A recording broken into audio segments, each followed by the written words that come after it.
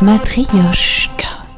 Bon, mes petits bambis, on saisit bien à quel point Catherine Clément s'est nourrie tout au long de sa vie de rencontres. Il y a eu le musicologue et philosophe Vladimir Yankelevitch, elle vient d'en parler. Il y a eu aussi l'anthropologue et ethnologue Claude Lévi-Strauss, à qui elle a consacré son premier ouvrage qui s'appelait Claude Lévi-Strauss ou La structure et le malheur. Alors pour bien saisir un petit peu ce dont parle Claude Lévi-Strauss très rapidement, dans La pensée sauvage, une idée qu'il formule en 1962 et qui a été une révolution en quelque sorte à l'époque, eh bien elle se représente en nous tous. C'est-à-dire que ce n'est pas la pensée des sauvages, mais la pensée à l'état sauvage, cette sorte de ressort intuitif qui nous aide à avoir une meilleure intelligence du monde. Et elle forme naturellement un système, une structure bien articulée avant qu'on ne soit cultivé ou éduqué. Et ce sujet de comment on se fait, ce qui nous est transmis, comment on se façonne, eh bien c'est un sujet qui passionne Catherine Clément depuis son plus jeune âge. Et je dirais même avant son plus jeune âge. D'ailleurs, dans son livre ici, Catherine Clément va même jusqu'à nous faire remonter en 1939, lorsqu'elle naît, lorsqu'elle paraît au monde et qu'elle devient déjà un petit peu Catherine Clément. Quelqu'un me prend, me tortille, me saisit par les jambes, tape un petit coup sur le dessous de mes pieds, aveuglé, ébloui, tout oublier ce que j'avais appris, recommencer. Ça, c'est juste un extrait de votre livre qui raconte votre mise au monde, oui. Votre arrivée. Recommencer, ça me vient peut-être de la pensée de Lacan. Ça. Lacan insistait énormément sur le fait que le petit homme est le seul qui naît inachevé. Vous prenez n'importe quel quadrupède, en 20 minutes, il est sur ses quatre pattes.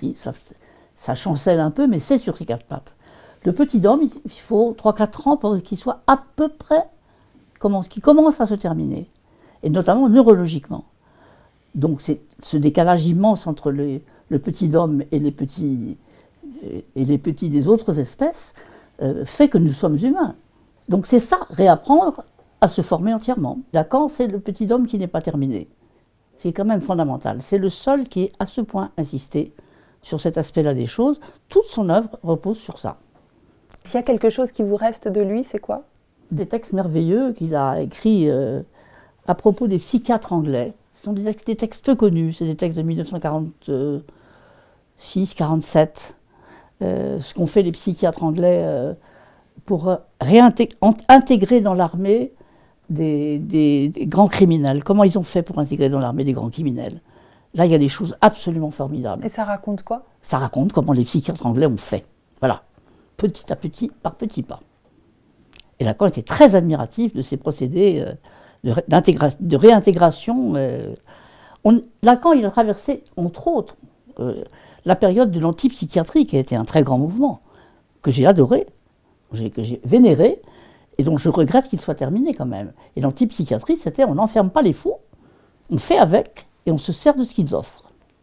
Ça, c'est ce qui vous reste comme pensée ou idée entre autres. Mais Lacan, il me reste des bouts de ceci, des bouts de cela. Lévi-Strauss, c'est une méthode. Il me reste surtout une méthode. C'est-à-dire être attentif aux plus petits détails. Il y a du petit dans tout ça, vous voyez? Ah oui, une sorte de pointillisme en fait. Oui, ou de tricot. Et alors, au travers de ces figures-là, l'anthropologie, la philosophie, l'histoire, la psychanalyse, il y a un corps commun? Ben, oui, enfin moi je ne fais pas la différence entre aucune de ces disciplines. Hein. Aucune de celles que vous avez nommées. Aucune différence pour moi, c'est la même chose. C'est le même champ de travail. C'est quoi? Ben, c'est vivre. C'est penser? C'est un peu la même chose. Vivre et penser? Oui, en tout cas. Pas pour tout le monde, vous savez, Catherine Clément. Je suis sûre du contraire. C'est vrai? Oui, oui, certaine. En décembre dernier, j'ai pas mal étudié la pensée de la Coupe du Monde. C'est de la pensée, hein. Et alors, ça disait quoi? C'est une forme de pensée épique. C'est une forme médiévale de pensée. Duel, courtoisie, c'est un champ de bataille médiéval. Avec ses règles médiévales qu'on retrouve dans les épopées du Moyen-Âge. C'est tout à fait frappant, ça.